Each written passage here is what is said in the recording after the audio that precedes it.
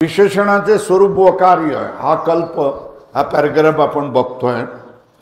विशेषणाचं लक्षण करतात जी वस्तू आपण जितक्या देशात असते तितक्या देशस्थित वस्तूचे आपल्या धर्मासह वर्तमान ज्ञान करून देते ते विशेषण। म्हणजे जी वस्तू जेवढ्या देशामध्ये राहते तेवढ्या देशामध्ये असणाऱ्या वस्तूला आपला रंग देऊन जाते आणि काय करते त्याच्यामध्ये त्या वस्तूचंही ज्ञान करते पण आपल्या धर्म लावून त्याला ज्ञान करते। आता लाल रंगाच्या प्रदेशात कोण आलं कमळ तर कमळाचं ज्ञान करून दिलं त्याने पण आपला धर्म लावून कुठला लाल बरोबर आहे। ते विशेषण विशेषण हे विशेषात अन्य पदार्थाची व्यावृत्ती करून जाणवते। कोण जाणवते तर विशेषण जाणवते। कसे जाणवते तर विशेषास अन्य पदार्थाची व्यावृत्ती। व्यावृत्ती म्हणजे अन्य पदार्थाला बाजूला काढून काय करणं वेगळं करणं आहे ना। आपण आपल्या घरामध्ये जे टाकून द्यायचं ते वेगळं करतो की नाही, भंगारामध्ये टाकायचं आहे ना।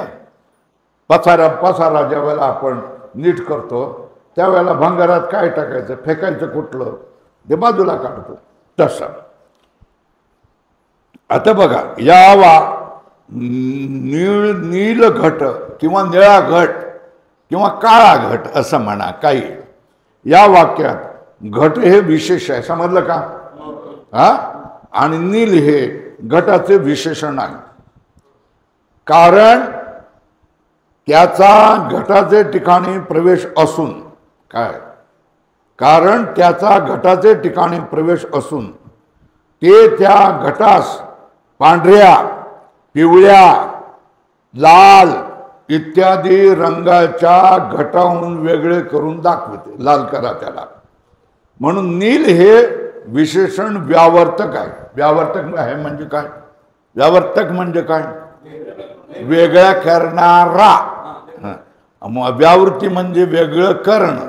व्यावृत्ती ही क्रिया आहे आणि व्यावर्तक हा कर्ता आहे। व्यावर्तक म्हणजे बाजूला काढणारा व्यावर्तक आहे।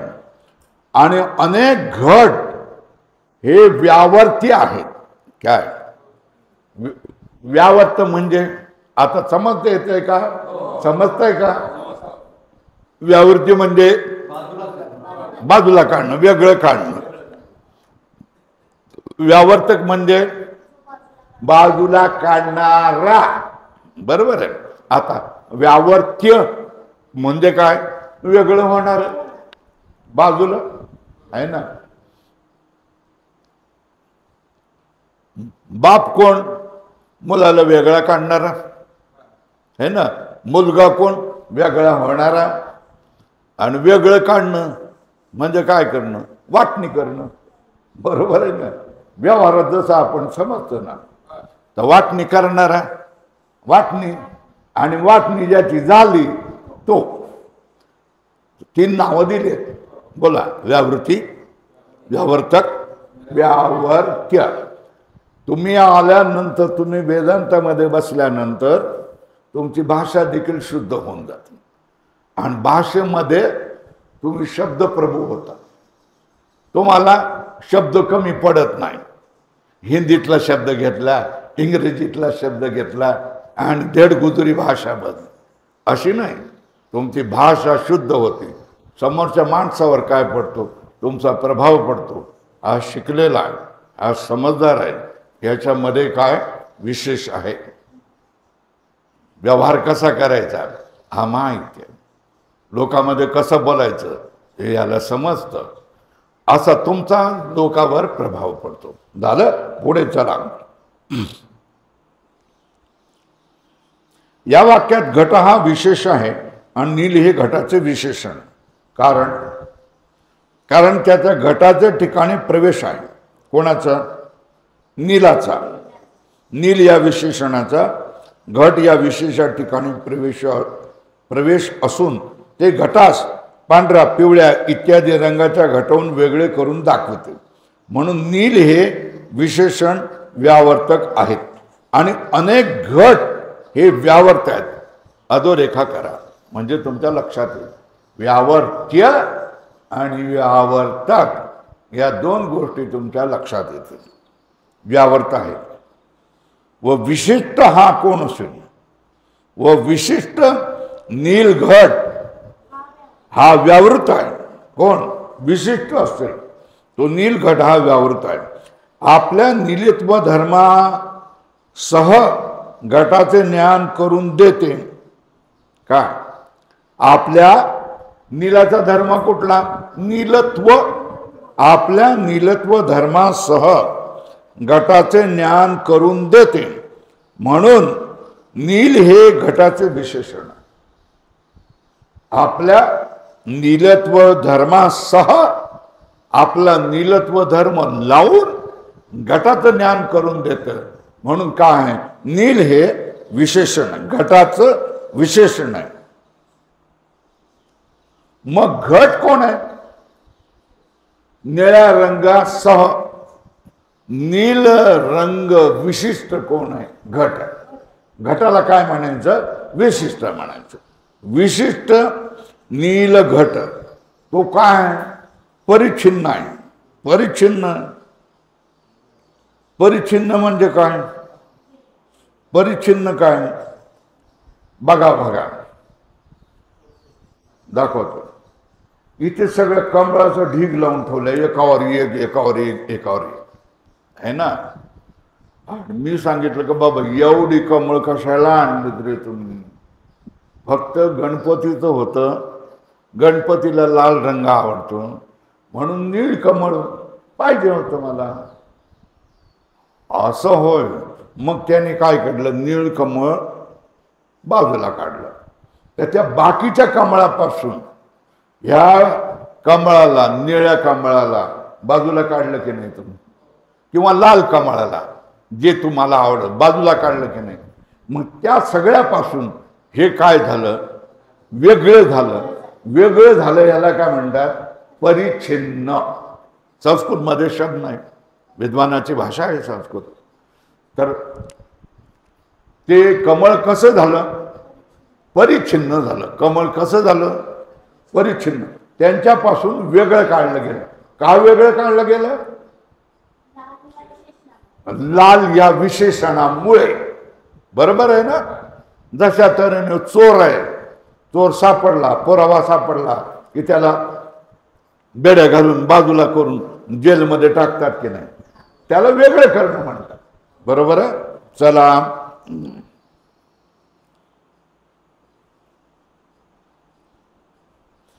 आता बघा व्यावर्त्य व्यावर्त कोण आहे नील विशेषण. अनेक घट हे कोण आहे व्यावर्त्य और विशिष्ट नील घट कोण आहे व्यावृत. काय आता किती शब्द समजले व्यावृत्ती व्यावर्तक व्यावर्त्य आणखी काय बघितलं व्यावृत काय व्यावर्त्य. व्यावर्त कोण आहे घट आणि विशिष्ट नील घट कोण आहे व्यावृत. किती नाम व्यावृत्ती व्यावर्तक व्यावर्त्य आणि व्यावृत है ना. चार गोष्टी आपण शिकलो. चला पुढे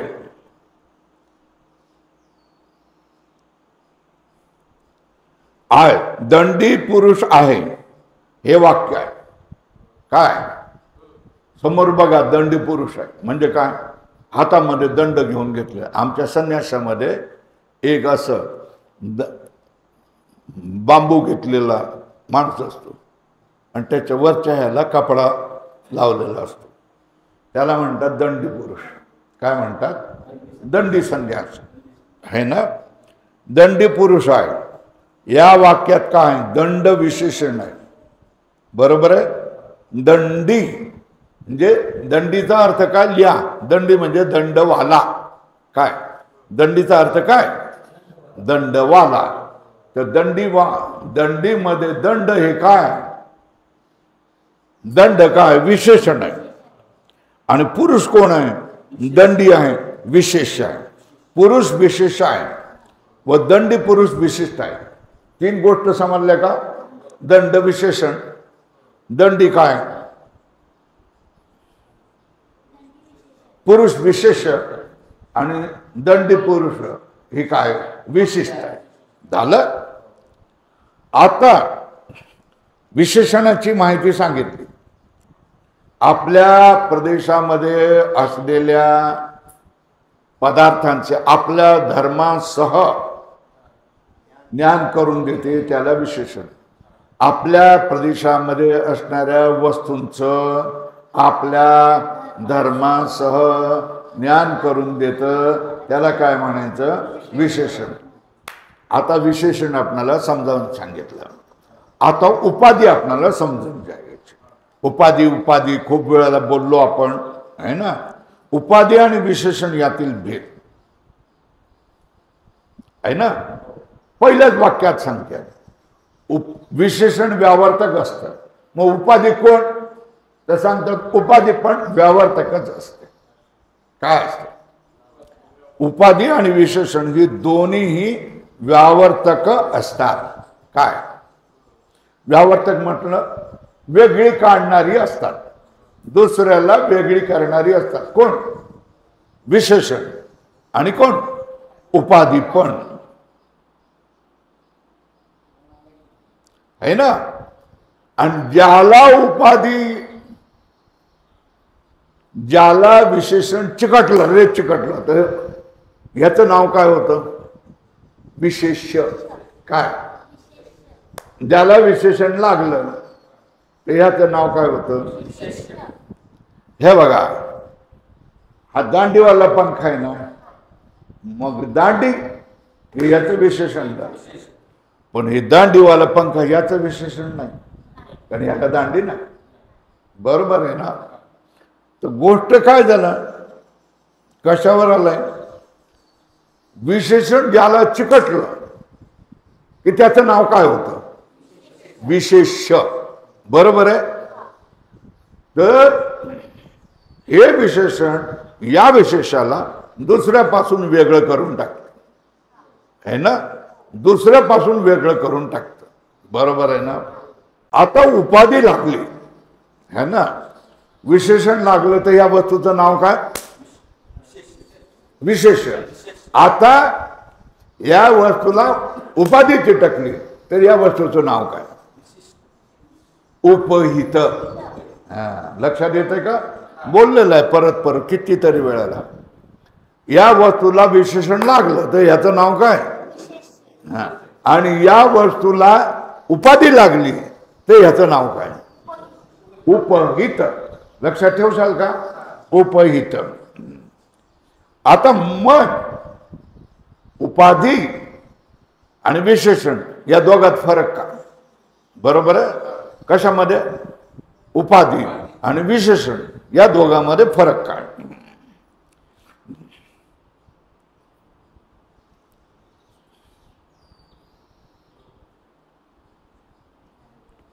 आमच्या इकडे काय असतात? शाळा. बरोबर आहे ना. आणि गुरुकुल ह्याच्यात काय फरक आहे का? आहे ना. शाळेमधल्या मुलांना सकाळी आला, घंटा वाजली, वर्गात गेलं, शिकलं की झालं का? संपलं. बरोबर आहे. मग त्या मुलग्याचा त्या शिक्षकाशी काय संबंध? शिकण्यापुरता संबंध. गुरुकुलात काय होतं? कधी? ते शाळेतले 5-6 तास सोडले की तो गुरुकुलात सकाळपासून रात्रीपर्यंत झोपणार तिथं, 3 वेळा जेवणार तिथंच, आंघोळ तिथंच करणार, आणखी दुसरं काय ते पण तिथंच करणार, आणि जेवणार तिथंच, आणि सेवा करावा लागेल ना. गुरुजींनी सांगितलं की सेवा करायला चला, तर मग घाण उपसावी लागेल की नाही, स्वच्छता करावी लागेल की नाही, कचरा करावा लागेल की नाही, सगळं करावं. म्हणजे गुरुकुलामध्ये काय करावं लागतं? गुरुकुलाचे धर्म त्या पोरावर येतात, साधकावर येतात. पण शाळेत शिकणाऱ्या मुलावर शाळेचे धर्म त्या ह्याच्यावर येतात का? नाही येत, नाही येत. बरोबर आहे ना? 24 घंटे रविवार आला, आज शाळेत नाही गेला तर 24 घंटे 24 तास गुरुकुलातच राहावं लागेल, बाहेर जाता येणार नाही. आणि गुरुजी जे सांगेल, श्याम गुरुजी सांगेल ते काम करावं लागेल पोरांना. इथे काय झालं मग? गुरुकुलात काय झालं? आपले धर्म त्याच्यावर लादले गेले. शाळेत फक्त गणवेश घालायचं झालं. ते सुद्धा काय आठवड्यातून 2-4 दिवस काय घाला तुम्ही, काय तुमचे घरचे कपडे घाला, काबरे बेबरे, कोण झंपर काय घालून येतो, कोण पॅन्ट किती घालून येतो, कोण किती टाईट पॅन्ट घालून येतं, कोणी काही विचारत नाही. बरोबर आहे ना? इथं जर शाळेतली किंवा घरचे कपडे घातले, फाडून काढलं जाईल, नाही घालायचे. इथे कुठलं घालायचं? साधकाचे पांढरेच कपडे घालायचे. हे त्याला बंद नाही केलं. मग इकडे सगळे काय करतात? हे त्याच्यावर धर्म लादले जातात. पण शाळेमध्ये शाळेचे धर्म लादले जात नाही, हे लक्षात धरा. हा उपाधी आणि विशेषण याच्यामध्ये फरक. उपाधी विशेषावर आपले धर्म लादून टाकतात, पण ते व्यावर्तन करतात, है ना? कोण? विशेषण. विशेषण हा उपाधी आपले व्यावर्तन करत, पण आपले धर्म लादू शकत. समजलं? बघा, उपाधी आपले धर्म हे समजतंय का? उपाधी उपहित समजलं का? ज्याला उपाधी चिटकली त्याचं नाव काय? उपहित. लिहून घ्यायचं तर लिहून घ्या. ज्याला उपहित, ज्याला उपाधी चिटकली त्याचं नाव काय? उपहित. अरे इकडे या, बसा. एवढी हाऊस आहे तर ज्याला उपाधी चिटकली त्याचं नाव काय? उपहित. बस. उपाधी आपले धर्म उपहितावर घालवित नाही, लावत नाही. आणि विशेषण आपले धर्म विशेषावर घालवून विशेषाचं ज्ञान करून देते, है ना? काय काय लक्षात आलं? विशेषण ज्याला लागलेलं आहे त्या विशेषाला ज्ञान करून देतं की नाही? देतं. पण काय करतं? आपलं त्याच्यामध्ये घालतं. माझं पण लावावं, माझं पण नाव लावावं लागेल, है ना? तर लाल रंग असेल तर लाल रंग त्याला लावतं, निळा असेल तर निळा लावतं, उचाडा असेल तर उंची लावतं, बुटका असेल तर बुटका, खुजा असेल तर खुजा मराठवाड्याच्या भाषेमध्ये. तर काय हे सगळे धर्म त्याच्यावर येऊन जातात. पण उपाधीचं तसं नाही. उपाधी म्हणतो मी तुझं ज्ञान करून देईन, पण माझे काय तू धर्म घे असं मी काय तुला सांगत नाही. बरोबर आहे? उपाधीचे धर्म उपहितावर येत नाही, बरोबर आहे ना? पण तरी पण उपाधी दुसऱ्यापासून या उपहितला वेगळं करतं. विशेषण दुसऱ्यापासून विशेषाला वेगळं करतं की नाही? विशेषण विशेषाला दुसऱ्या धर्मापासून वेगळं करतं की नाही? नक्की करतं, बरोबर आहे? बरं, उपाधी उपहिताला दुसऱ्यापासून वेगळं करतं की नाही? करतं. मग विशेषण वेगळं करतं. विशेषण व्यावर्तक आहे, बरोबर आहे? मग उपाधी, विशेषण आणि उपाधी दोन्हीही व्यावर्तक आहे, बरोबर आहे? आणि त्याच्यामुळे इतरांपासून त्याच्या विशेषाचं आणि उपहिताचं व्यावर्तन म्हणजे वेगळेपण होतं. मग उपाधी आणि विशेषणामध्ये फरक काय सांगा ताई सांगा. विशेषावर नाही उपहितावर लादत नाही. आणि विशेषण काय करतं लादतंय घ्यावंच लागेल तुला म्हणून. हे कोणासारखं झालं गुरुकुल आणि शाळेसारखं. बरोबर आहे. गुरुकुलात राहिलं तर 24 घंटे इथे राहावं लागेल. दरवाजाच्या बाहेर जाता गेटच्या बाहेर जाता कामा नये. त्या लोकांच्या घराकडे जाता कामा नये. बाजारात दिसता कामा नये. हे सगळे नियम येतात. शाळेला तसं नाही. सुट्टी झाली तर ते जाऊन दुकानात जाऊन चॉकलेट घेऊन येऊ शकतं की नाही ते लेकरू येऊ शकतं. बरोबर आहे ना. तसंच आहे. घरी जाऊन येऊ शकतं की नाही येऊ शकतं. पण इथे घरी जाता येणार नाही. बरं ज्या लेकराला ज्या मायबापाने सोडलंय तेच माय किंवा बाप यायला पाहिजे. भाचा पत्न्या बित्न्या पाठवू शकत नाही पाठवणार. नियम आहेत की नाही तेवढं. लक्षात आलं का. उपाधी आणि विशेषण ह्याच्यामधला फरक काय. उपाधी व्यावर्तक आहे विशेषण व्यावर्तक आहे. बरोबर आहे. पण उपाधी आपले धर्म उपहितावर लादत नाही. विशेषण आपले धर्म उपहितावर नेऊन सोडतच. बरोबर आहे. चला पुढे जाऊया आता. उपाधी आपले धर्म उपहितावर घालवित नाही आणि विशेषण आपले धर्म विशेषावर घालवून विशेषाचे ज्ञान करून देते. उपाधीच्या उदाहरणातील कर्णशस्कुली आपले धर्म उपहित जे श्रोत्र त्याचवर घालवित नाही. हे ना कर्णशस्कुली याला काय काय म्हणता तुम्ही. बाळी म्हणता का काय म्हणता. कानाची बाळी असं म्हणता काय. हे कानाची बाळी. आणि इथे असते त्याला काय म्हणतात गोल कुंडल म्हणतात का ती पण बाळी असते. होय ना. हिला कानाची बाळी म्हणतात. त्याला संस्कृतमध्ये काय म्हणतात कर्णशस्कुली.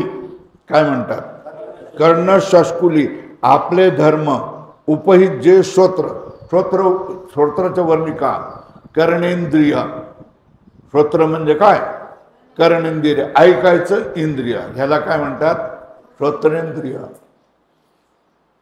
पुढे बस. त्याला काय म्हणतात श्रोत्रेंद्रिय. बरोबर आहे. बस त्याला काय म्हणतात श्रोत्र कर्णशुस्कुली आपले धर्म उपहित उपाधी ज्याला लागलेली आहे. श्रोत्र म्हटलं कर्णेंद्रिय त्याचवर घालवित नाही. मग काय राहते. ही बाहेरच्या बाहेर राहते की नाही. ही बाळी बाहेरच्या बाहेर राहते की नाही. आपण वेगळी राहून आपल्या ठिकाणी असणाऱ्या आकाशाचे श्रोत्र अशा रूपाने ज्ञान मात्र करून देते. बरोबर आहे. म्हणजे कसं हे बघा ह्याच्यामध्ये हे सगळं आकाश आहे की नाही. कुठं मठाच्या बाहेर ग्लासाच्या बाहेर ग्लासाच्या आत मठामध्ये मठाच्या बाहेर सगळीकडे आकाश आहे की नाही. मग या मठाने घेरलेल्या आकाशाला आपण वेगळं नाव देतो की नाही. काय मठाकाश. आणि घटामध्ये अडकलेल्या आकाशाला नाव देतो की नाही. हा घटाकाश ना. बरोबर आहे ना. मग मठ ही त्या आकाशाची काय उपाधी. उपहित कोण आकाश. बरोबर आहे. बरं घटाकाशमध्ये घट ही काय आणि आकाश काय घटाकाश काय उपहित. बरोबर आहे ना. मग आता इकडे ही बाळी काय उपाधी. आणि या बाळीच्या घेऱ्यामध्ये जे आकाश आलेलं आहे इथे आतमध्ये त्याला काय म्हणायचं उपहित. पण त्याचं नाव काय ठेवलंय श्रोत्र. श्रोत्र म्हणजे काय कर्णेंद्रिय. काय नाव ठेवलंय. बरोबर आहे ना. ज्या आवाजाच्या लहरी येतात ना, त्या आवाजाची लहरीचा शेवटला परिणाम या आकाशामध्ये होता आणि या आकाशामध्ये कंपन होतं. तोच शब्द आपण ऐकतो. बरोबर आहे. त्याचं नाव काय? श्रोत्र. बरोबर आहे. आकाशाचे श्रोत्र अशा रूपाने ज्ञान मात्र करून देते. कोण? उदाहरणार्थ कर्णशस्कुली आपले धर्म उपहित जे श्रोत्र, श्रोत्र मतलब कर्ण, त्याचवर घालवीत नाही. आपण वेगळी राहते आणि आपल्या ठिकाणी असणाऱ्या आकाशाचे श्रोत्र अशा रूपाने ज्ञान मात्र करून देते.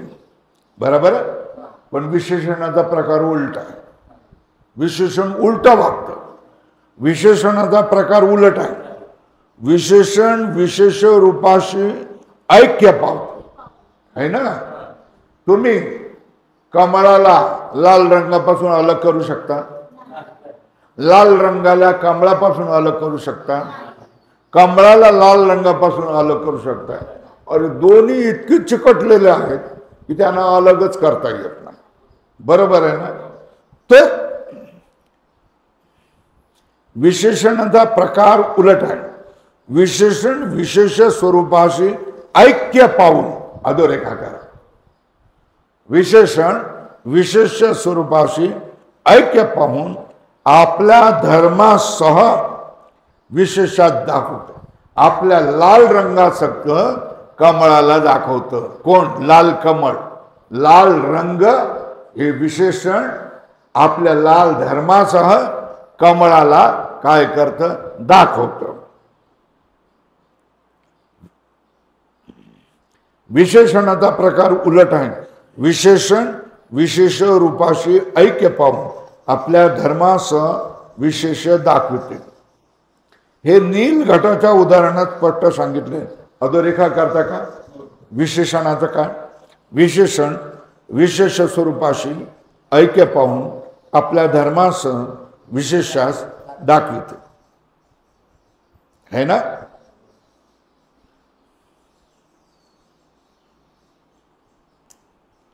आता वर लिहा. उपाधी काय करते? उपाधी काय करते? उपाधी वेगळी राहते. काय राहते? उपाधी वेगळी राहते. कोणाशी? उपहिताशी एकरूप होत नाही.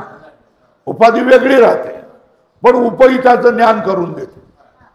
काय करून देते? इतरांपासून वेगळं करतं, त्याचं ज्ञान करून देते पण उपाधी चिटकत नाही है ना. जसं बघा दोन माणसं असतात की नाही. बाबा रे मी तुझं काम करतो, सगळं काम करतो. तुम्हाला गणपती उत्सव आहे ना, मी तुम्हाला 10,000 रुपये देणगी देतो है ना. पण तो आट घालतो ना. काय आट घालतो? माझं बॅनर लावा. काय करतो? माझं बॅनर लावा. बरोबर आहे ना, है ना. दुसरा माझ्यासारखा माणूस येतोय, मी तुला 5,000 रुपये देतोय, नाव छापायचं नाही, माझं नाव पुकारायचं नाही है ना. दोघांमध्ये फरक आला का नाही आला? है की नाही? फरक आला ना. तो काय सांगतोय? 10,000 रुपये देतो, आपली जाहिरात करून देतो, 3,000चं बॅनर लावून देतो. बरोबर आहे. आणि दुसरा माणूस काय करतोय? पैसे तर देतो पण सांगतो बिलकुल काय करायचं, माझं नावाचा पुकारा करायचा नाही, माझं नाव कुठं छापायचं नाही, हे माझं गुप्तदान आहे. काय दोघांमध्ये फरक आहे की नाही? विशेषण काय करतं? विशेषाला आपले धर्म लावायला लावतोय. माझं बॅनर लाव लाल. बरोबर आहे. पण उपाधी काय करते? उपाधी करते नाही, तुला वेगळं, तुला काम करायचं ना करून देतो पण मला वेगळं ठेवायचं, माझं नाव बी कुठे काढायचं नाही, बातमीत नाव द्यायचं नाही, काय द्यायचं नाही, मी उलटा बदनाम होऊन जाईल असल्या माणसाला दान दिलं म्हणून. तेव्हा माझं नाव लिहायचं नाही. ही कोण? उपाधी. आणि माझं नाव मोठं केलं पाहिजे, हे कोण? विशेषण. बरोबर आहे.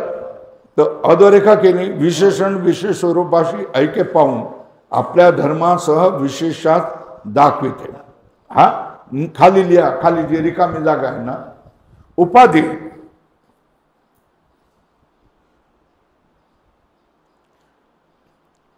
उपाधी उपहितावर आपले धर्म लादित नाही.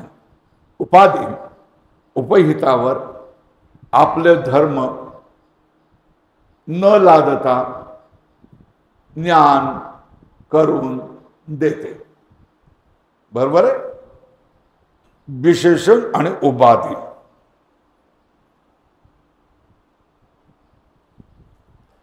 हे तुम्हाला पुढे काहीतरी क्लिष्ट गोष्टी समजावून सांगायच्या आहेत.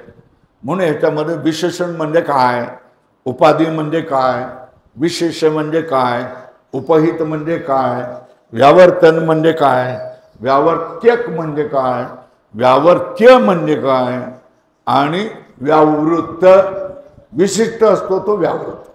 बरोबर. उपाधी उपहित या दोन गोष्टी समजावून सांगितल्या. झालं. आता काय लक्षात ठेवशाल सांगा बरं परत एकदा. कोणी विचारलं उपाधी आणि महाराज परभणी भागात गेल्यात ना, तर तुम्हाला कीर्तन करायला घाम फोडतात बरं का तिकडची माणसं. कीर्तन करायला गेलं तर महाराज ते काय उपाधी आणि विशेषण म्हणजे काय, आम्हाला काय कळलं नाही. तुम्हाला माहिती असेल तर सांगा जरा. त्याला घाम फुटेल की नाही. हा काय हे जर काय त्याने विचारसागरामध्ये बसला नसेल तर त्याला घाम फुटेल की नाही. आणि बाळासाहेब समोर बसले असेल तर पटकन सांगतील ना. काय सांगतील. उपाधी उपहितावर आपले धर्म न लादता उपहिताचं ज्ञान करून देतात. विशेषण आपले धर्म विशेषावर लादून विशेषाचं ज्ञान करून देतात. आहे ना. विशेषणाची काय का जबरदस्ती आहे आणि उपाधीची जबरदस्ती नाही. आहे बाबा तुला ज्ञान करून द्यायचं ना, करून देतो, पण मला बाजूला ठेव. आहे ना. विशेषण बोलतोय तुझं ज्ञान करून द्यायचं, करून देतो, पण मला तुझ्यामध्ये घे, तुझ्या घरामध्ये घुसू दे. कठीण झालं का नाही. विशेषण असं असतं. चला पुढे झालं. जीवाचा म्हणजे प्रमात्याचा प्रकार असाच आहे. जीव म्हणजेच प्रमाता. बरं का. प्रमाता म्हणजे कोण. जीव. प्रत्येकात्मा म्हणजे कोण. जीव. वेगवेगळी नाव आहे ना. जीवाचा म्हणजे प्रमाताचा असाच प्रकार असाच आहे. पुढील व्याख्यान लक्षात घेण्याकरता प्रमात्याचा प्रकार दाखवितो. प्रमातृ चैतन्य, प्रमाण चैतन्य, प्रमेय चैतन्य हे सगळं ज्ञान करून दिलं का नाही दिलं. का विसरलात. नाही ना. मग चला आता प्रमातृ चैतन्याचा विचार आता चाललेला आहे. अंतःकरण उपाधी झालं तर त्या चैतन्याला काय म्हणायचं. नाही. अंतःकरण उपाधी बनलं का त्या चैतन्याचं काय नाव झालं. अंतःकरण उपहित चैतन्य. सगळे चैतन्य ना. उपाधी लागली तर ते उपहित झालं. अंतःकरण उपाधी, अंतःकरण उपहित चैतन्य त्याचं नाव ठेवलेलं आहे, परिभाषा केलेलं आहे. त्याला काय म्हणायचं. साक्षी. दुसरं काय. तिसरं काय. कुठंच म्हटलं तर काय. कुठंच म्हणजे काय. आत्मा म्हणजे काय. साक्षी म्हणजे काय. आत्मा म्हणजे काय. आणि हे साक्षी आत्मा कुठंच म्हणजे काय हे लक्षात ठेवायचं. झालं. आता पण आता अंतःकरण विशिष्ट चैतन्य आहे ना. अंतःकरण विशिष्ट चैतन्य या ठिकाणी चैतन्य काय आहे. विशेष आहे. आणि अंतःकरण काय विशेषण आहे. लिहून घ्याल का. वरच्या ह्याच्यामध्ये काय केलं. अंतःकरणच्या वर लिखू उपाधी. चैतन्य का उपहित पहिल्या ह्याच्यामध्ये. हा दुसऱ्या ह्याच्यामध्ये काय अंतःकरणच्या वर काय लिखा विशेषण. चैतन्याच्या वर काय लिखा विशेष. बरोबर आहे काय? 1 आणि 2चा फरक आला का? पहिलं काय? अंतःकरण आहे, चैतन्य आहे. दुसरं अंतःकरण आहे, मग चैतन्य पण आहे. फरक कुठे आला? हा, उपहित आणि विशिष्ट हे 2 शब्दाचा फरक आहे. कशाचा? पहिल्याचं अंतःकरण आहे, चैतन्य आहे. दुसरं अंतःकरण आहे, चैतन्य आहे. मग फरक कुठल्या? मधल्या शब्दात आला, उपहित आणि विशिष्ट. विशेषण लागलं तर त्याला, त्या चैतन्याला काय म्हणायचं? विशिष्ट. काय म्हणायचं? विशेषण. अंतःकरण विशेषण झालं तर त्या चैतन्याला काय म्हणायचं? अंतःकरण विशिष्ट चैतन्य. और तेच अंतःकरण जर उपाधी झालं तर त्याच चैतन्याला काय म्हणायचं? बरोबर आहे. अंतःकरण उपहित चैतन्य असं म्हटल्यानंतर तुमच्या नजरेसमोर काय येणार? अंतःकरण ही उपाधी आहे आणि चैतन्य काय? उपहित. अंतःकरण विशिष्ट चैतन्य असं म्हटल्यानंतर तुम्हाला काय येतं? अंतःकरण हे विशेषण आहे आणि चैतन्य हे काय? विशिष्ट आहे. बरोबर आहे ना? आणि पहिल्याचं नाव अंतःकरण उपहित चैतन्य, दुसऱ्याचं नाव अंतःकरण विशिष्ट चैतन्य. आता पारिभाषिक नावं दिली. एवढे 3 शब्द बोलायला नको. कुठले कुठले? अंतःकरण उपहित चैतन्य. 3 शब्द न बोलता एका शब्दात याचं ज्ञान करून द्या. काय बोलला? बोला. साक्षी, नाहीतर आत्मा, नाहीतर. हे लक्षात आलं का? 3 शब्द बोलायला नको. मग एकाच शब्दाने काम भागायला पाहिजे. तर काय सांगितलं? साक्षी, आत्मा, कुठंच. बरोबर आहे. आता अंतःकरण विशिष्ट हे 3 शब्दानं बोलायचं नको. खूपच झालं ना 3 शब्द म्हणले. मग काय करायचं? प्रमाता, जीव चैतन्य, संसारी. बरोबर आहे. संसारी म्हटल्यानंतर काय? कोण? कुठलं चैतन्य? विशिष्ट. बरं. जीव चैतन्य म्हटल्यानंतर विशिष्ट चैतन्य. नंतर प्रमाता म्हटल्यानंतर चैतन्य. हे लक्षात आलं. आणि कुठंच म्हटल्यानंतर अंतःकरण उपहित चैतन्य. आत्मा म्हटल्यानंतर आणि साक्षी म्हटल्यानंतर. बरोबर आहे. आता बघा, या दोन्ही ह्याच्यामध्ये अंतःकरण सामान्य आहे. दोघांमध्ये अंतःकरण आहे आणि चैतन्यही सामान्य आहे. बरोबर आहे. मग फरक कशामध्ये येतो? उपाधी आणि उपहित, विशेषण विशिष्ट आहे. बरोबर आहे ना? जे अंतःकरण आहे हे आपणाला काय रूपाने दाखवतो आहे ना? म्हणजे ते जर अंतःकरण आहे, उपाधीचं वेश धारण करून आलं तर तुम्ही त्या चैतन्याला काय म्हणणार? साक्षी. आणखी काय लक्षात येत आहे का? समजावून सांगतोय. आणि तेच अंतःकरण विशेषणाचा वेश धारण करून आलं तर त्या चैतन्याला तुम्ही काय म्हणतात? प्रमाता, संसारी, जीव बोलेंगे, जीव चैतन्य बोलेंगे. प्रमाता आला, जीव चैतन्य, संसारी. आता मी परीक्षा तुमची घेतो. त्याच्यामध्ये तुम्ही काय सांगायचं? अंतःकरण काय आहे आणि चैतन्य काय आहे हे तुम्ही बोलायचं. काय सांगायचं? कसं सांगायचं? मी पटकन कुठलाही शब्द कुठेही ठेवेल तर तुम्ही सांगायचं. काय करायचं की या ठिकाणी अंतःकरण विशेषण आहे आणि चैतन्य काय आहे? विशेष आहे. किंवा नुसतं अंतःकरणाविषयी बोला. या ठिकाणी अंतःकरण काय आहे? उपाधी आहे. हा, या ठिकाणी अंतःकरण काय आहे? विशेषण आहे. असं बोलायचं. संसारी अंतकरण कोण बनलं? आत्मा.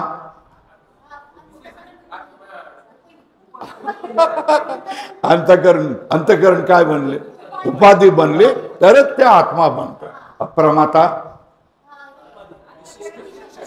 विशेषण बनलं ना. हा. आणि साक्षी अंतकरण काय बनलं? उपाधी बनले. बरोबर आहे ना. अंतकरण उपाधी बनणं तर नाव 3 बनतात. कुठले? साक्षी, आत्मा, कूटस्थ. हे तिन्ही एकाचीच नाव आहेत. कोणाची? आपणाला काय वाटतं? एखाद्या वेळेला काय खावं लागतं? गुळ नुसतं न खाता लाडू करून खाऊया, जिलेबी करून खाऊया, किंवा आणखी हलवा करून खाऊया असं वाटतं की नाही? तशाच तऱ्हेने एकच चैतन्याला बनवायचं. पण उपाधी लागली का उपहित चैतन्य नाव बदलले. कुठली? कूटस्थ, साक्षी, आत्मा. आहे ना. अंतकरण उपाधी बनली का तेच चैतन्य, त्याचं नाव बदललं. कुठलं? प्रमाता. उपाधी नाही, विशेषण. हा, विशेषण लागलं तर त्याच चैतन्याचं नाव बदललं. कुठलं? प्रमाता, जीव आणि संसारी. संसारी म्हटलं का विशेषण अंतकरण. है ना. जीव म्हटलं का विशेषण अंतकरण. प्रमाता म्हटलं का विशेषण झालं. कोण? अंतकरण. पण ज्या वेळेला आत्मा म्हणतो त्यावेळेला आपण काय करतोय? कूटस्थ, है ना, साक्षी, आत्मा या ठिकाणी काय बनतंय? अंतकरण उपाधी. है ना. साक्षी म्हटलं का अंतकरण. हा. आत्मा म्हटलं का अंतकरण. हा. आणि कोण राहिला? कूटस्थ म्हटलं का अंतकरण. हा. संसारी म्हटलं का अंतकरण विशेषण. जीव म्हटलं का अंतकरण. आणि कोण म्हटलं का? हा. प्रमाता म्हटलं का अंतकरण. बस झालं ना. खूप वेळ सांगितलं, समजावून सांगितलं. हे शब्द वारंवार कधी प्रमाता म्हणतील, कधी संसारी म्हणतील, कधी आत्मा म्हणतील, कधी काय कूटस्थ म्हणतील, कधी काय म्हणतील साक्षी म्हणतील. पण त्याचे अर्थ काय हे समजलं पाहिजे. चला जाऊ पुढे.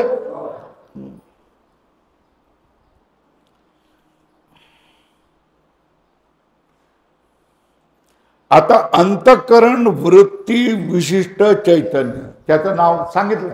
झालंय का नाही झालंय? हा, झालंय का नाही झालंय? अंतकरण वृत्ती विशिष्ट चैतन्य कोण आहे? प्रमाण चैतन्य. कोण आहे? अंतकरण वृत्ती विशिष्ट चैतन्य काय? प्रमाण चैतन्य.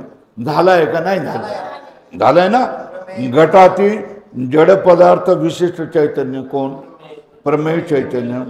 घटादी पदार्थ आकार अंतकरण वृत्ती विशिष्ट चैतन्य प्रमा चैतन्य. आता इथे वरच बाजूला करा. कुठलं? या सगळ्यापासून विशेषणापासून वेगळा तो कोण? कुटस्थ, साक्षी, आत्मा. याला बाजूला ठेवा. आता काय राहिले? है ना. प्रमाता, प्रमाण चैतन्य, प्रमेय चैतन्य आणि काय? प्रमा चैतन्य. प्रमाता चैतन्य, प्रमाण चैतन्य, प्रमेय चैतन्य, प्रमा चैतन्य. प्रमाता, प्रमाण, प्रमेय, प्रमा चैतन्याचेच भाग आहेत. कोण?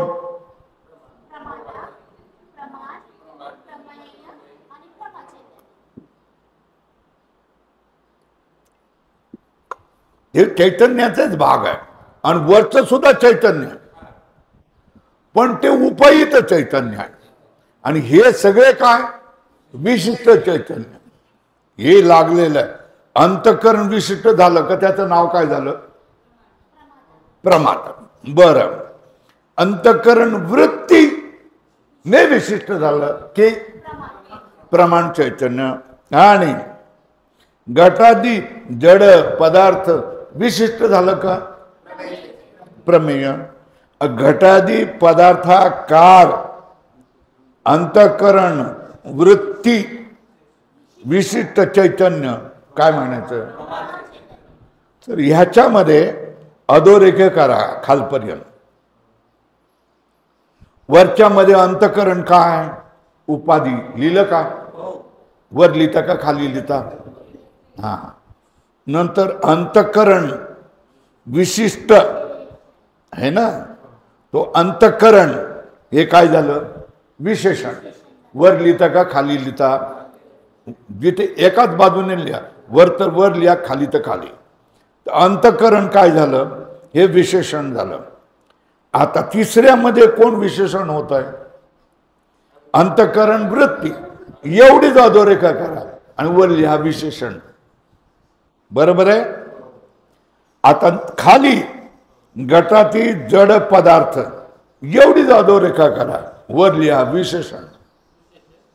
विशेषण है ना. आणि पाचव्यामध्ये लिहा घटादी पदार्थाकार अंतःकरण वृत्ती एवढीच करा.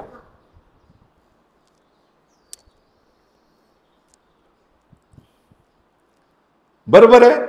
आणि वर सगळ्यावर लिहिलं का विशेषण विशेषण विशेषण. चार मध्ये विशेषण आहे आणि वरच्या पहिल्यामध्ये काय उपाधी. बरोबर आहे. तर ही नावं वेगवेगळी जातात. नावं कुठली कुठली झाली, कूटस्थ साक्षी, कूटस्थ साक्षी आत्मा एक, दुसरा प्रमाता ये दुसरं, तिसरं प्रमाण, चौथं, पाचवं हा प्रमा चैतन्य. तर आता सगळं ओळखाल का, प्रमा चैतन्य, प्रमेय चैतन्य, प्रमाण चैतन्य, प्रमातृ चैतन्य. क्या प्रमातृ प्रमाता चैतन्य बोललं तरी आहे का. बोला कुठलं कुठलं. प्रमा चैतन्य, प्रमेय चैतन्य, प्रमाण चैतन्य, प्रमातृ चैतन्य. किंवा उलट आलं तर प्रमातृ चैतन्य, प्रमाण चैतन्य, प्रमेय चैतन्य आणि प्रमा चैतन्य. बरोबर आहे. काय त्याला चैतन्य नाव न देता आपण कसं म्हणू, प्रमाता, प्रमाण, प्रमेय, प्रमा. किती वस्तू, कुठल्या कुठल्या, प्रमाता, प्रमाण, प्रमेय, प्रमा. प्रमाता, प्रमाण, प्रमेय. बरोबर आहे. प्रमाता म्हणजे ज्ञान करणारा, हा. प्रमाण म्हणजे ज्ञान करण्याची क्रिया. प्रमेय म्हणजे ज्याचं ज्ञान होतं ते आहे ना. आणि प्रमा म्हणजे ज्ञान. प्रमा म्हणजे काय, प्रमा म्हणजे काय, प्रमेय म्हणजे काय, ज्याचं ज्ञान होतं ते है ना. आणि प्रमाण म्हणजे ज्ञान होण्याची क्रिया. बरोबर आहे. आणि प्रमाता म्हणजे ज्ञान करणारा, ज्ञान करणारा, ज्याचं ज्ञान केलं जातं ते ज्ञानरूप क्रिया आणि ज्ञान, अशी वेगवेगळी नावं दिलेली आहेत. आणि ही आता तुम्ही विसरायची नाही. मी पोटतिडकीने सगळी व्यवस्थित तुम्हाला समजावून सांगितलं. असं कोणी समजावून सांगत नाही. लोक नुसती व्याख्यान करून जात असतात, समोरच्याच्या डोक्यावरून जात असतं ते. झालं. आता बघा, आता फरक किती झाले चैतन्यामध्ये. एक ज्याचा कोणाशी संबंध येत नाही, पण त्याला उपाधीच्या घेऱ्यामध्ये आलेला आहे, त्याला काय म्हणायचं, आत्मा, साक्षी, कूटस्थ है ना. ज्याला अंतःकरण विशेषण लागलंय त्याला काय म्हणायचं, प्रमाता, जीव चैतन्य, संसारी. झालं. आता ज्याला अंतःकरण वृत्ती लागलेली आहे, विशेषण, त्याला काय म्हणायचं? हा, प्रमाण. बरोबर आहे. आणि ज्याला काय घटपटादी पदार्थ है ना, घटपटादी पदार्थ हे विशेषण ज्याला लागलेलं आहे त्याला काय म्हणायचं? प्रमेय चैतन्य है ना. आणि घटादी पदार्थाकार अंतःकरण वृत्ती काय अधोरेखा केली का? घटादी पदार्थाकार अंतःकरण वृत्ती, तर त्याला काय म्हणायचं? प्रमा चैतन्य है ना. तर आता सरळ साध्या भाषेमध्ये कसं ओळखायचं? प्रमाता म्हणजे ज्ञान करणारा, हे तुम्ही आम्ही होय ना. आता हे जे चाललेलं आहे याला काय म्हणायचं? प्रमाण है ना. आणि याचं जे ज्ञान होतं याला काय म्हणायचं? याला काय म्हणायचं? प्रमेय. प्रमेय म्हणजे विषय. काय लिहा? प्रमेय म्हणजे ज्ञानाचा विषय. पहिल्यांदा लिहा, प्रमा म्हणजे ज्ञान. प्रमा म्हणजे काय? वहीत लिहिता तर वहीत लिहा, वर लिहिता तर वर लिहा. प्रमा म्हणजे काय? ज्ञान. प्रमेय म्हणजे ज्ञानाचा विषय. प्रमेय म्हणजे काय? ज्ञानाचा विषय है ना. प्रमाता म्हणजे ज्ञान करणारा साध्या भाषेत. आणि प्रमाण म्हणजे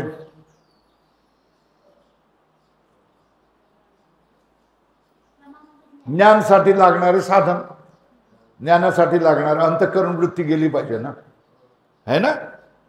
अंतःकरण वृत्ती विशिष्ट चैतन्य हे काय?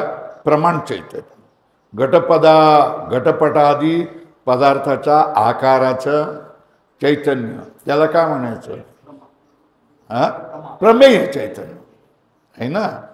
आणि घटादी पदार्थाच्या आकाराचं अंतःकरण वृत्तीमध्ये असलेलं चैतन्याला काय म्हणायचं? प्रमा है ना. आणि अंतःकरण विशिष्ट चैतन्याला काय म्हणायचं? प्रमाता. फिर से पुन्हा एकदा, अंतःकरण विशिष्ट चैतन्याला काय म्हणायचं?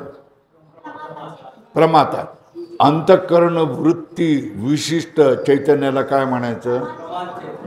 घटपटादी आकारवाल्या चैतन्याला काय म्हणायचं? आणि घटाकार याच्या आकाराची जी अंतःकरण वृत्ती झालेली आहे त्याच्यामध्ये असणाऱ्या चैतन्याला काय म्हणायचं? आहे ना. त्याला काय म्हणायचं? नुसत्या अंतःकरण वृत्तीमध्ये जर चैतन्य असलं तर त्याला काय म्हणायचं? नुसत्या अंतःकरण वृत्ती विशिष्ट चैतन्य असलं तर त्याला काय म्हणायचं? प्रमाण चैतन्य. काय म्हणायचं? पण ती अंतःकरण वृत्ती घटपटाकार झाली तिला काय म्हणायचं? प्रमेय नाही, प्रमा.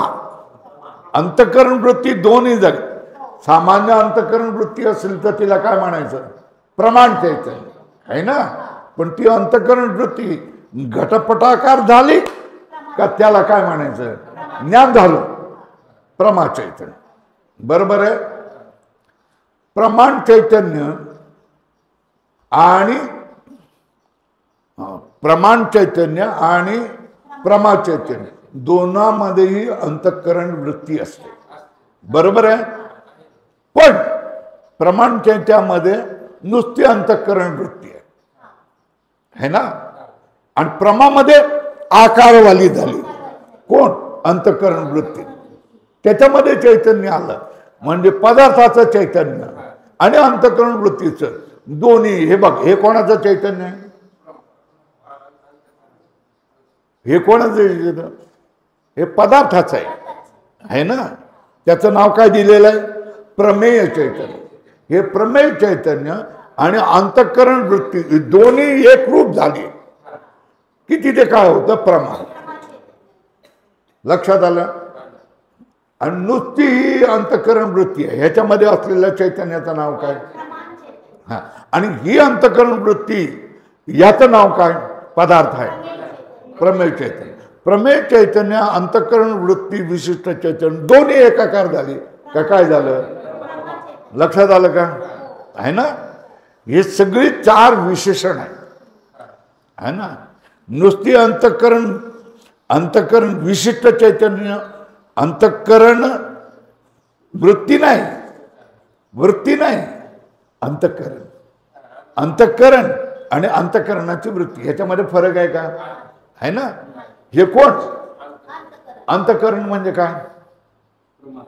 नाही, आता तळ आणि पाईपलाईन याच्यामध्ये समजावून सांगा. अंतःकरण म्हणजे काय? तळ. तळ म्हणजे काय? आणि पाईपलाईन म्हणजे काय? अंतःकरण वृत्ती है ना. ती पाईपलाईन वेगवेगळ्या झाडाकडे जाते आणि त्यांना पाणी देते, बरोबर आहे. आणि त्या पदार्थामध्ये स्वतः अंतःकरण नसताना देखील ह्याच्यामध्ये चैतन्य आहे का नाही? याच्यामध्ये आहे की नाही? याच्यामध्ये आहे की नाही? याच्यात आहे की नाही? याच्यात आहे की नाही? या चैतन्याचं नाव काय? प्रमेय चैतन्य, बरोबर आहे ना. पण या पुस्तकाला अंतःकरणाने पुस्तकाचा नाद लागला म्हणजे ते पुस्तकाकार झालं. कोण? प्रमेय चैतन्य, अंतःकरण वृत्ती चैतन्य दोन्ही एक झालं की त्याचं नाव काय होतं? प्रमा चैतन्य. आणि नुसतं पुस्तक असलं तर त्याचं नाव काय? हा, प्रमाण नाही, प्रमेय. हा, नुसती अंतःकरण वृत्ती असली तर काय आणि एक झाली तर काय? हे लक्षात ठेवा. म्हणजे हे आता शब्द पुन्हा पुन्हा पुन्हा येणार आणि प्रत्येक वेळेला कुठे विचार करत बसायचा आणि सांगत बसायचं नाही बसायचं. उपाधिवाला कोण? साक्षी, आत्मा आणि कूटस्थ, बरोबर आहे ना.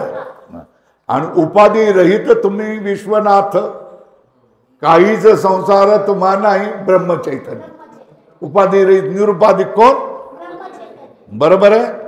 आणि उपाधिवाला कोण? अंतःकरण ही उपाधी झाली की ब्रह्मचैतन्याचा संकोच झाला ना, है ना.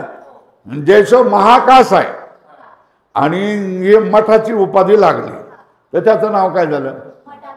मठाकाश झालं, बरोबर ना. म्हणजे वास्तविक आकाशाचा संकोच झाला का नाही झाला? नाही झाला. मग आपल्या मनाने केला काय? बरोबर आहे. वास्तविक आकाशाचा संकोच झाला नाही, पण आपल्या मनाने काय धरले? याला उपाधी मानले आणि त्याला केलं. पण आकाश हे उपाधीला बांधलेलं नाही आणि उपाधी या आकाशाला बांधलेले नाही. दोन्ही वेगळे वेगळे आहे ना. मग तात्पुरतं राहायचं आहे तर माणूस जसं जीव कोंडून काय राहतं ना, तसं आपण त्याला काय म्हणतोय? बा, उपाधी लागली आहे ना. तर त्याला आपण नाव काय देतो? मठाकाश, घटाकाश, कर्काकाश अशी नावं देतो. आता सांगा, जे मुख्य महाकाशासारखं जे चैतन्य त्याचं नाव काय? नाही, महाकाशासारखं जे चैतन्य आहे त्या चैतन्याचं नाव काय? ब्रह्मचैतन्य, बरोबर आहे. अंतःकरणाच्या उपाधीमध्ये अडकल्यासारखं वाटतं त्याचं नाव काय? साक्षी, कूटस्थ, आत्मा, बरोबर आहे. आता त्याला ही सगळी नाटकं कोण करताय? ही सगळी नाटकं कोण करताय? नाही, पण हे सगळं कोण करताय? हे आपले मनाचे खेळ आहेत बाबा. जे त्याला काही बाधा होत नाही आणि त्याला काहीच होत नाही, हे लक्षात येते का? त्याच्यामध्ये काहीच फरक नाही. तुम्ही त्याला ब्रह्मचैतन्य म्हणा, त्याच्यात काही फरक होत नाही. तुम्ही त्याला काय कूटस्थ म्हणा, त्याच्यात काही फरक होत नाही. तुम्ही त्याला प्रमातृ चैतन्य म्हणा, त्याच्यात काही फरक होत नाही. प्रमाण चैतन्य म्हणा, त्याच्यात काही फरक होत नाही. मग प्रमेय चैतन्य म्हणा, काय फरक नाही. मग प्रमा म्हणा, काही फरक होत नाही. मग फरक कोणात होतो? फरक कोणात होतो? फरक आपल्यात होतो. काय? आपल्यातच फरक होतो. म्हणजे हे सगळं वज कोणी लावून घेतलंय? आणि जितके आपण शहाण्या होत जातो ना, तितकं जास्त जास्त ओझ व्हावं लागतं. खरं का नाही सांगा? बोला बोला. मग मग काय म्हणताय? मग हे जितकं आपण शहाण्या होतो ना, तितकं ओझ जास्त व्हावं लागतं. त्याच्या नंतर काही वेळी अशी येते की अडाणी होतो तेच बरे होतो, हाय की नाही? तर मग हे सगळे खेळ कोणाचे? मनाचे आहे ना. मग हाय काय खरं? काय मग खरं काय? एकमेवा द्वितीयम ब्रह्म नेह नानास्ति किंचन. हेच खरं आहे ना. भाष्यकार शंकराचार्य काय म्हणतात? श्लोकार्धेन प्रवक्ष्यामि यत् ग्रंथ कोटिभिः ब्रह्म सत्यम जगन मिथ्या जीवो पर एव ना पर. जीवो काय? जीवो ब्रह्म एव न पर. याचा अर्थ काय?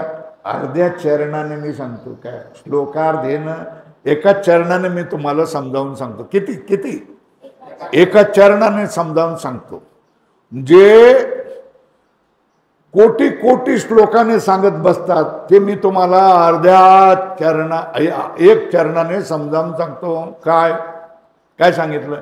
ब्रह्म सत्या जगन मिथ्या, ब्रह्म सत्यम जगन मिथ्या, जीवो ब्रह्म एव ना पर.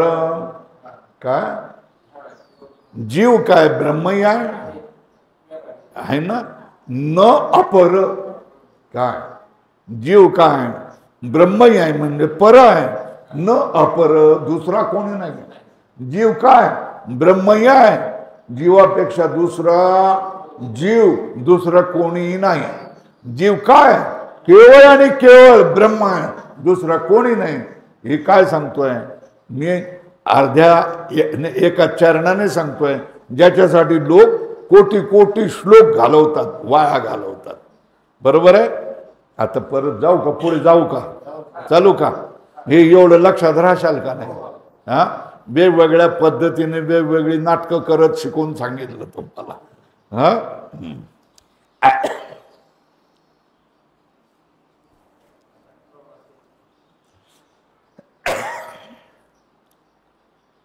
आता जे मी तुम्हाला इतके वेळ समजावून सांगितलं, तीच गोष्ट हे सांगतात. प्रमाता जो संसारी जीव आहे ना, त्याचे अंतःकरण विशेषण आहे. कारण प्रमात्याचे स्वरूपात अंतःकरणाचा प्रवेश आहे, विशेषणाचा प्रवेश असतो. घटादी प्रमेय चैत्याहून वेगळे करून दाखवते. प्रमात्याला घटादी चैतन्याहून वेगळं करून दाखवते, म्हणून ते व्यावर्तक आहे. कोण? कोण? अंतःकरण. अंतःकरण वरल्या अंतःकरण व्यावर्तक आहे.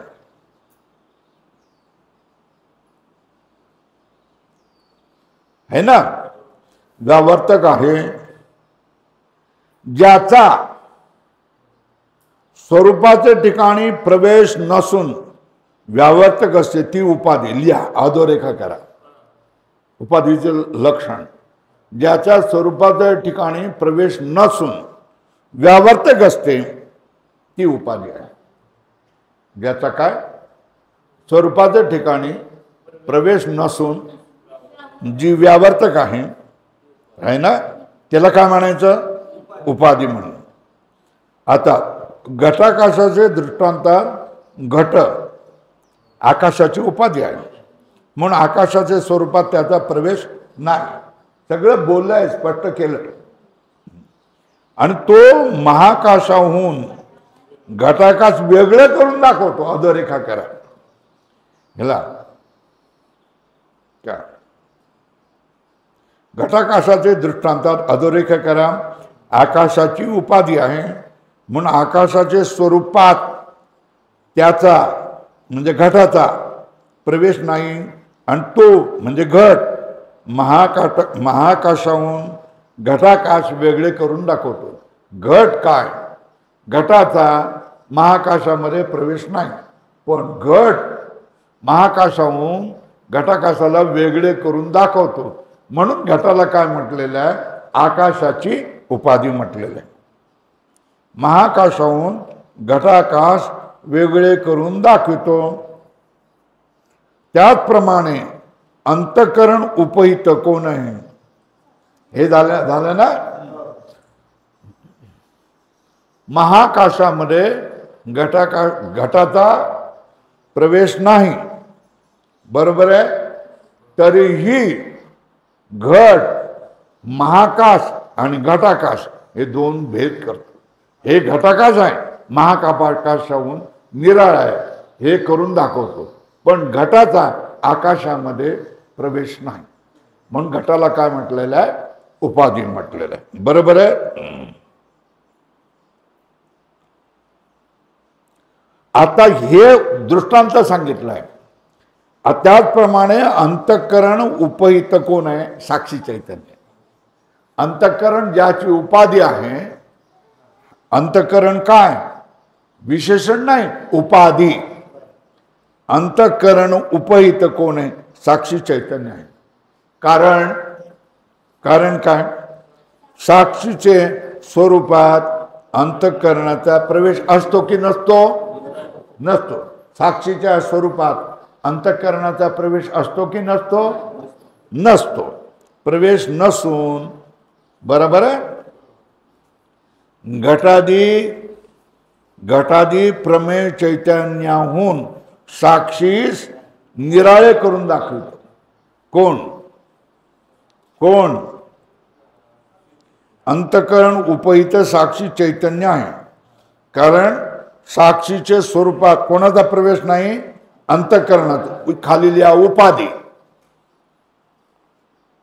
प्रवेश नसून घटादी प्रमेय चैतन्याहून साक्षी चैतन्याला निराळे करून दाखवतो, म्हणून ती उपाधी आहे प्रमेय चैतन्यामध्ये. बघा, आता उदाहरण समजून घ्या. उदाहरणाला काय म्हणतात? दृष्टांत. ज्याच्यासाठी उदाहरण सांगितलंय त्याला काय म्हणतात? दार्ष्टान्तिक. बरोबर आहे. उदाहरणाला काय म्हणतात? दृष्टांत. ज्याच्यासाठी काय म्हणतात? ज्याच्यासाठी उदाहरण दिलेलं आहे त्याच्यासाठी काय म्हणायचं? दार्ष्टान्तिक. बरोबर आहे. घटाकाश हे काय आहे? उदाहरण आहे. आणि घट ही उपाधी हे काय? उदाहरण आहे. कोणासाठी उपाधी आहे? बोलते अंतःकरण उपहित चैतन्य. याच्यासाठी अंतःकरण उपाधी आहे, बरोबर आहे ना. बघा, आता हे सगळं काय? महाकाश. आणि हे काय? घटाकाश, बरोबर आहे ना. आता या आकाशामध्ये या घटाचा प्रवेश नाही. या आकाश वेगळं, घट वेगळं राहिलं, त्याच्यामध्ये लागलं नाही, चिटकलं नाही ते, बरोबर आहे ना. तरी पण या घटाने काय सांगितलं? माझ्या आत असलेला आकाश त्या महाकाशापासून वेगळा आहे, बरोबर आहे ना. हा झाला दृष्टांत. या घटाने काय केलं? महाकाशापासून कोणाला वेगळं केलं? घटाकाशाला वेगळं करून दाखवलं. पण हा घट आकाशाला काय लागला नाही, चिटकला नाही, त्याच्या स्वरूपाला झाला नाही, बरोबर ना. घटाकडे बघतायत का? हा आहे ना.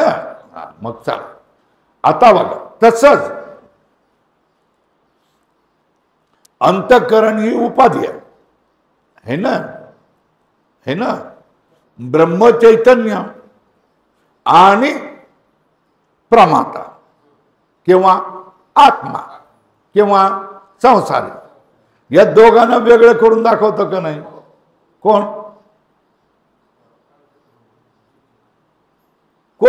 अंतःकरण, बरोबर आहे ना. पण हे अंतःकरण त्या ब्रह्मामध्ये चिटकलेलं नाही. म्हणून त्या अंतःकरणाला काय म्हटलं जातं? उपाधी म्हटलं जातं. बरोबर आहे ना? या ठिकाणी अंतःकरण उपाधी झाली तर त्या ब्रह्मचैतन्याचं नाव काय झालं? आत्मा, कूटस्थ, साक्षी. बरोबर आहे ना? आत्मा, कूटस्थ, चैतन्य. या ठिकाणी अंतःकरण काय बनते? उपाधी. कशी उपाधी बनते? जशा तऱ्हेने घट महाकाशामध्ये मिळत नाही, महाकाशाच्या स्वरूपात होत नाही, महाकाशापेक्षा वेगळाच राहतो. बरोबर आहे ना? तरी पण आपल्यामध्ये आपल्या कवेत आलेल्या आकाशाला हे काय घटाकाश आहे असं सांगून देतो. कोणापासून? महाकाशापासून. मग घटाला काय म्हणायचं? घट हे त्याच्यामध्ये जात नाही पण वेगळं करून दाखवतो, त्याला काय म्हणायचं? उपाधी म्हणायचं. आता हे झालं दृष्टांत. त्याच्याच तऱ्हेने आत्मा, कूटस्थ आणि साक्षी म्हणजे काय? उपाधी अगर अंतःकरण झाली तर विशेषण नाही, अंतःकरणी उपाधी झाली म्हणजे काय? त्या चैतन्यामध्ये मिसळली नाही, वेगळीच राहिली. कोण? अंतःकरण. अंतःकरण त्या चैतन्यामध्ये मिसळलं नाही, वेगळं राहून ते कायला आपल्या कोंडीत आलेलं हे याला काय म्हणायचं? याला काय म्हणायचं? आत्मा, कूटस्थ, साक्षी. ह्याला म्हणायचं. ह्याला दृष्टांत कुठला? घटाकाश, महाकाश. उपाधी कुठली? घट. तशा तऱ्हेने ब्रह्मचैतन्य आणि साक्षी चैतन्य किंवा कूटस्थ चैतन्य किंवा आत्मा, याला उपाधी कुठली? अंतःकरण. उपाधी कोण? अंतःकरण है ना? ब्रह्मचैतन्याचं नाव काय झालं? आत्मा, कूटस्थ, साक्षी. पण उपाधी त्या ब्रह्मचैतन्यामध्ये मिसळली का? नाही मिळाली. बरोबर आहे ना? ह्याला दृष्टांत महाकाश, घट आणि घटाकाश. घट ही उपाधी. महाकाशाने काय? महाकाशाला आपल्या कवेत घेतलं, त्याचं नाव झालं काय? घटाकाश. बरोबर आहे ना? तसंच हे कोण? ब्रह्मचैतन्य. हे कोण? अंतःकरण. हे अंतःकरण कशामध्ये मिसळलं नाही? ब्रह्मचैतन्यामध्ये मिसळलं नाही, ते वेगळंच राहिलं.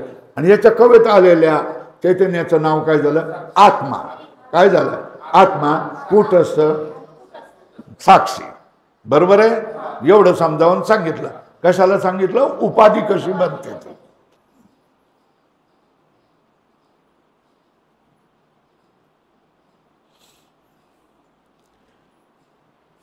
आता अवच्छेदक वाद येत आहे बरं का? आता घटादी प्रमेय चैतन्यहून साक्षी निराळे करून दाखवते म्हणून याला काय म्हणायचं? उपाधी आहे. जो अंतःकरण विशिष्ट प्रमाता तोच. इथे झालं ना? हा, हे बघा, इथे बघा, मागच्या पानात बघा, घटाकाशाचे दृष्टांतात इथपासून बघा. मिळालं का?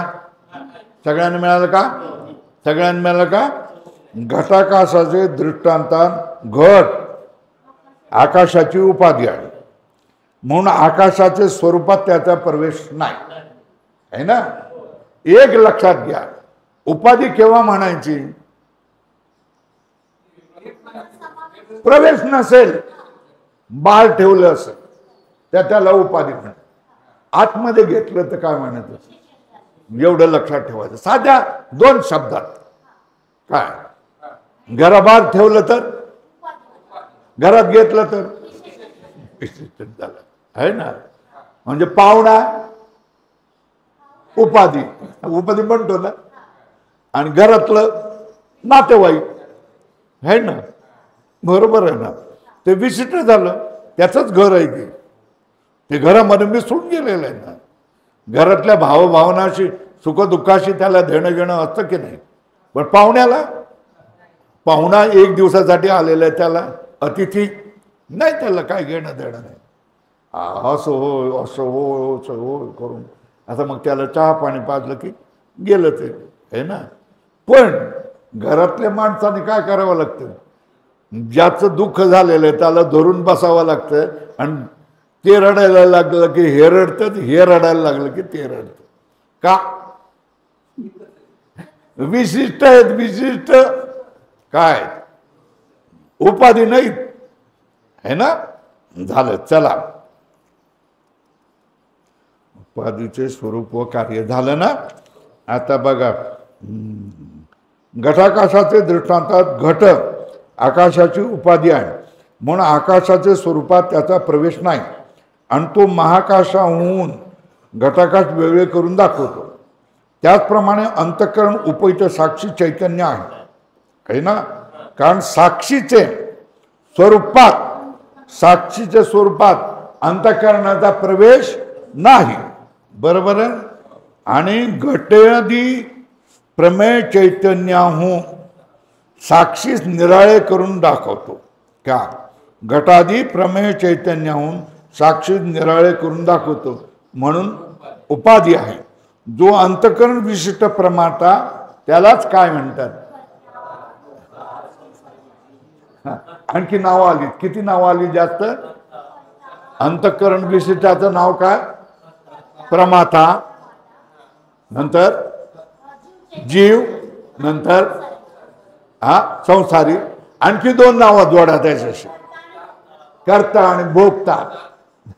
सुखी, दुखी, अज्ञानी, हे सगळे विशेषण कोणाला लागतात? अंतःकरण विशिष्ट कोणाला लागतात? मी गरीब आहे हो, कोण? मी सुखी आहे हो, कोण म्हणतो?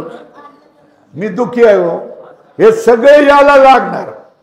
कारण अंतःकरणाला त्याने काय घेतलं? जवळ गेलं. मग सगळे गुण त्याचे त्याला अंतःकरणाचे गुण त्याला लागणार. अंतःकरणामध्ये आस, भय, लज्जा, काम, क्रोध सगळे कोणाला लागलं? त्याला चिटकले, सगळे जाऊन चिटकलं. ही भूतावळ त्याने काय करून मोलाने घेतली ना. कसं करून? आणखी पुढे नाही बोलत, तुम्हाला राग येईल, हाय की नाही. हे सगळं आपल्यावर तुम्ही ओढवून घेतलंय ना, हे सगळं विशिष्ट बनवून. उपाधी वेगळे, तुम्ही विश्वनाथ, पुढे काय? काहीच संसार तुम्हाला नाही. जे उपाधीपेक्षा वेगळे आहेत त्यालाच काय म्हणतायत? परमात्मा, परब्रह्म असं म्हणतात.